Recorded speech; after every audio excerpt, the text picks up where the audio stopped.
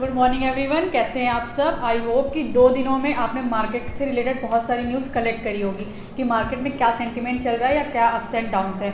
तो मैं आज आपको बता दूं, निफ्टी जो है वो 70 पॉइंट नेगेटिव पे चल रहा है। मार्केट के सेंटीमेंट अभी भी उतने अच्छे नहीं हैं पहले के कंपेयर में। तो हम अभी भी जिन भी स्टॉक्स पे इन्वेस्ट करेंगे उस पर अपनी स्ट्रैटेजी सही रखेंगे ताकि हम लॉन्ग टर्म प्रॉफिट बुक कर सके। रुपीज़ जो है वो 79 में चल रहा है, अभी भी वीक है। तो रोज़ की तरह हम डिस्कशन स्टार्ट करते हैं। आज गिरीश जी हमें फंडामेंटल्स के बारे में बताएंगे। बिल्कुल नैन्सी, जैसे कि हमने पहले भी डिस्कस करा था कि मार्केट इस वीक पूरी वॉलेटाइल रहेगी। पॉजिटिव सेंटीमेंट बिल्कुल नज़र पे नहीं आ रहे हैं। रिसेशन का फियर अमेरिका में बढ़ता ही बढ़ता जा रहा है, जिसका असर एशियन मार्केट पे दिखता है। एशियन मार्केट का असर चेन रिएक्शन से इंडियन मार्केट्स पे दिखता है। और इंडिया में भी जो इन्फ्लेशनरी कंसर्न्स है वो बढ़ते ही जा रहे हैं। लेकिन अब एक बात ध्यान देने वाली है कि हमारा फर्स्ट क्वार्टर जून में ख़त्म हो गया था। अब जो फर्स्ट क्वार्टर के रिजल्ट हैं FY23 के, वो आने शुरू होंगे। इन्वेस्टर्स को चाहिए कि उनके नंबर्स के अलावा ना मैनेजमेंट की कमेंट्री में भी ध्यान रखा जाए, क्योंकि मैनेजमेंट की कमेंट्री से पता चलेगा कि आने वाले 3 जो बचे हैं क्वार्टर्स, उसमें कंपनी की क्या पॉलिसी होगी, how can they affect the overall margins. और देखा जाए तो, लेकिन इन्वेस्टर को एक बात मैं और कहना चाहूँगा कि कभी भी बुल मार्केट में इन्वेस्ट करके अच्छा पैसा नहीं कमाया जाता। पैसा कमाया जाता है कि बेयर मार्केट में सिस्टमेटिकली सोच समझ के इन्वेस्ट करके। तो ये एक अच्छा मौका हो सकता है क्वालिटी स्टॉक्स को बाई करने का, but we have to be very cautious कोई बड़ी पोजीशन लेने के लिए। ओके, तो जैसे इन्वेस्टर्स के लिए गिरीश जी ने बहुत अच्छी बात बताई है कि इन्वेस्टर्स को अपने दिमाग में स्ट्रैटेजी ये रख के करना है इन्वेस्टमेंट की कंपनी की पॉलिसी क्या होने वाली है। एक फर्स्ट क्वार्टर क्योंकि निकल चुका है, तो जो अब आने वाले 3 क्वार्टर हैं उसमें कंपनीज अपनी क्या पॉलिसी रखने वाली है, मैनेजमेंट कंपनी का क्या होने वाला है, और वो किस पर्टिकुलर चीज़ के रिगार्डिंग ग्रोथ की ओर जा रही हैं। तो हमें इन चीज़ों पे ध्यान रखना है। और रिसेशन अभी भी है और हमारे यहाँ पर भी अभी इन्फ्लेशन की कंडीशन है, तो हम इसे भी अपने दिमाग में रखेंगे। तो अब हम चलते हैं कीर्ति मैम के पास। तो मैम, कितनी सारी क्वेरीज हैं आज आपके पास? क्वारीज हैं मेरे पास। Okay ma'am. सो सर, पहली क्वेरी पूछी है, ये पूछ रहे हैं सर सिल्वर में क्या लेवल रहेगा। मतलब हम गोल्ड का तो अपडेट देते ही हैं। अच्छा, तो सिल्वर के अपडेशन भी पूछे हैं। तो तुमने पार्टी बदल ली है क्या? ये अब कमोडिटी पूछ रही है सर, कमोडिटी के क्वेश्चंस पहले ले रहे हो या फिर पार्शियलिटी कर रहे हो पब्लिक के साथ? ऐसा तो नहीं है ना? नहीं सर, ऐसा कुछ नहीं है, बस क्लाइंट की फिलहाल क्वेरी। देखो, सिल्वर अभी वीक है और मुझे ऐसा लगता है कि मेटल सेक्टर ही वीक है। बहुत अच्छा क्वेश्चन है। तो यहाँ पर अभी एक वीकनेस बनी रहेगी। और लेवल्स की बात करें तो 57,500 ये लेवल अभी सिल्वर में आ सकते हैं, जो 58,350 चल रहा है। 1000 पॉइंट तक का करेक्शन, 800 से 1000 पॉइंट का करेक्शन ठीक दिखाई देगा। ओके, दूसरी क्वेरी सर ये पूछ रहे हैं व्यू क्या रहेगा सर HDFC बैंक पे व्यू। HDFC बैंक, देखो सेंटीमेंट तो वीक है, लेकिन आज बैंकिंग मुझे लगता है थोड़ा सपोर्ट देगा। तो एक बार अप साइड का जो रेंज है वो है 1370 और लोअर साइड का जो रेंज है वो है 1330। इसके रेंज में ही रहने के ज़्यादा चांसेस हैं। अगर जो भी ब्रेकआउट्स आते हैं 1330 के नीचे जाएगा तो वीक होगा, नहीं तो 1370 और 1380 करके लेवल देख सकते हैं। ठीक है सर, NMDC FSL का मंथ एंड टारगेट पूछा है इन्होंने। NMDC ठीक, मंथ एंड टारगेट 104 रुपये NMDC का। और कौन सा FSL first source solution 100 rupees के आसपास। 100 रुपीज़। ओके, ठीक है, चलो। ओके, तो सर नेक्स्ट क्वेश्चन मेरा आपसे है। सर, जिस पर्टिकुलर क्वेश्चन के लिए हमारे सारे व्यूअर्स वेट करते हैं सर, वो ये है कि वो किन स्टॉक्स पे इन्वेस्ट करें या किन पे ना करें। तो सर आप सब मार्केट का व्यू और उसके साथ बाय और सेल के बारे में बता दीजिए।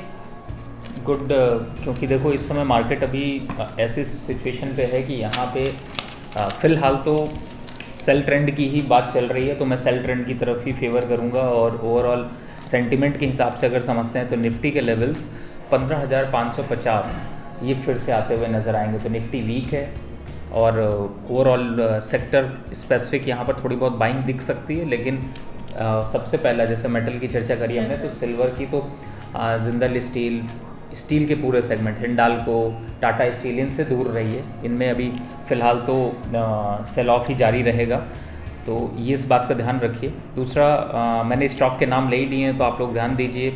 एक बार टाटा स्टील, हिंडाल्को, जिंदल स्टील, और JSW स्टील, पेटीएम भी ऑलरेडी डाउन चल रहा है, 640 चल रहा है, वो 600 रुपये आ जाएगा। नेशनल एल्युमिनियम और ओवरऑल मुझे लगता है कि मेटल काउंटर डाउन रहेंगे। कुछ स्टॉक्स बाय के लिए भी मैं बता देता हूँ जिनको आपको बाय करना है। सबसे पहले तो मैंने कई रिकमेंडेशंस में गुजरात गैस दिया, तो मुझे लगता है गुजरात गैस यहाँ पे बाय करना चाहिए for the target of 450। IndusInd bank, banking sector थोड़ा पॉजिटिव लग रहा है, इंडसन बैंक लग रहा है एक बार 870 के आसपास तक आ सकता है। डाबर बाय करके चल सकते हैं, पिछले हमने कई रिकमेंडेशंस रिपोर्ट्स पे डाबर की बाय की दी है और 550 तक के टारगेट यहाँ पे डाबर दिखा सकता है। छोटा मोटा करेक्शन आएगा लेकिन उसमें डरने की ज़रूरत नहीं है। जेके टायर भी एक पॉजिटिव सेंटीमेंट दिखा रहा है, तो आप इसको बाय करके चल सकते हैं 107 के टारगेट के लिए। तो ये आज रिकमेंडेशंस होगी आप जिन्हें बाय करके चल सकते हैं। ऑप्शन में भी प्ले करना है तो आप इन्हीं के एंडरसन के ऑप्शंस देख सकते हैं, जेके टायर के ऑप्शंस देख सकते हैं, या फिर ये कहें कि ओवरऑल जो सेंटीमेंट यहाँ पर थोड़ा पॉजिटिव बनता भी है तो आप एक बुल स्प्रेड यहाँ पर बना सकते हैं।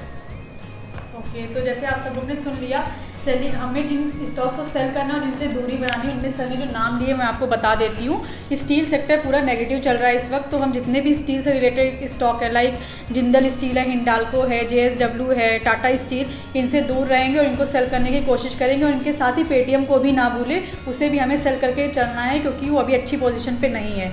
मैं बाई के लिए स्टॉक्स आपको बता देती हूँ। गुजरात गैस और डाबर का हमने पहले भी नाम लिया, इनकी काफ़ी अच्छी परफॉर्मेंस रही है, तो इस पर आप इन्वेस्ट कर सकते हैं। साथ ही में बैंकिंग सेक्टर इस वक्त अच्छा परफॉर्म कर रहा है, तो इंडसइंड बैंक के लिए आप जा सकते हैं और जेके टायर इसके लिए भी आप जा सकते हैं। तो अब हम रोज़ की तरह कमोडिटीज़ पर डिस्कशन करते हैं। वैसे कीर्ति हम ऑलरेडी सिल्वर के बारे में पूछ चुकी हैं, बट स्टिल हम इस सेगमेंट को काफ़ी इंपॉर्टेंस देते हैं, तो हम इस पर बात करेंगे। तो मैं सर आपसे जानना चाहती हूँ, जैसे कि सर गोल्ड के प्राइसेस अभी 52,240 पे है और सिल्वर 58,376 पे है और सर क्रूड 8,552 पे है। तो सर सिल्वर का तो सर आपने बताया कि नेगेटिव चल रहा है काफ़ी, तो अभी हमें नहीं उसमें करना चाहिए। हाँ, नहीं, मेरे हिसाब से लॉन्ग टर्म बाय के लिए मैं यहाँ पे कॉल जरूर लेना चाहूँगा कि सिल्वर अगर 57,700, 500, 58,000 इनफैक्ट अगर फ्यूचर के रेट से कंपैरिजन करें तो जो करंट लेवल है ये लॉन्ग टर्म के लिए अच्छा है। लॉन्ग टर्म का मतलब है अगर आपको 3,000 का टारगेट आपको चाहिए तो 400-500 पॉइंट या 800 पॉइंट से घबराने की बात नहीं है, तो आप लॉन्ग टर्म के लिए ले सकते हैं। दूसरी तरफ तुमने गोल्ड की बात की, गोल्ड का देखो अपवर्ड ट्रेंड अभी चल रहा है, जिस हिसाब से रिसेशन है, डॉलर में इम्पैक्ट है, ओवरऑल सेंटीमेंट यहाँ पर पॉजिटिव है, तो एक बार 52,500 ये लेवल बहुत जल्द आ जाएंगे, तो ये हो सकता है। और रही बात क्रूड ऑयल की, तो क्रूड ऑयल में एकदम डाइसी सा है, अगर 8600 के ऊपर निकलता है तो एक बार वो वापस 87-8800 जाएगा, लेकिन अगर 85 के नीचे चला जाता है तो एक बार वापस 8400 आएगा। तो अभी नो ट्रेड जोन है, इन लेवल्स का ध्यान रखें, इसके ऊपर या नीचे ही ट्रेड करें। ओके, तो जैसे आप सब लोगों ने सुन लिया, गोल्ड अभी पॉजिटिव पे चल रहा है, 52,500 के लेवल पे आप उसको परचेज या सेल कर सकते हैं।